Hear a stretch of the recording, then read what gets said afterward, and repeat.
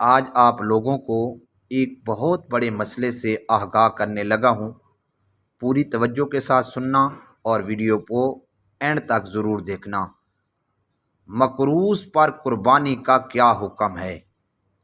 یعنی اگر کسی شخص کے ذمہ قرض ہے، جب قربانی کا حساب کریں گے تو اموال نصاب کی کل مالیت سے اس قرض کو نکالیں گے۔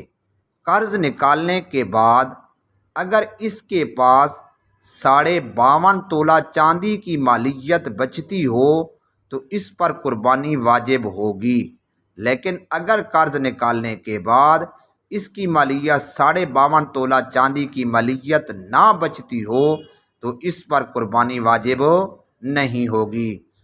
آسان آپ کو بتا دیتا ہوں کہ ایک شخص کے پاس سونا، چاندی، نقدی مال تجارت، ضرورت سے زائد سامان کی ٹوٹل رقم 3.5 لاکھ بنتی ہے، جبکہ اس کے ذمے 1 لاکھ قرض ہے۔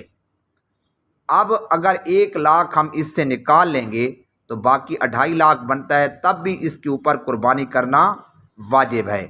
دوسری مثال کہ ایک شخص کے پاس نصاب کی کل رقم 3.5 لاکھ ہے، جبکہ اس کے ذمے 3 لاکھ قرض ہے۔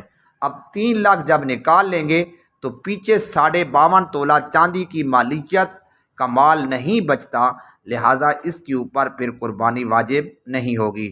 آسان سمجھیں، اگر 52.5 تولہ چاندی کی مالیت قرض اتارنے کے بعد بچ جاتی ہے تو قربانی واجب ہے، اگر نہیں بچتی رقم تو قربانی واجب نہیں ہے۔ اللہ عمل کی توفیق عطا فرمائے، آمین ثم آمین۔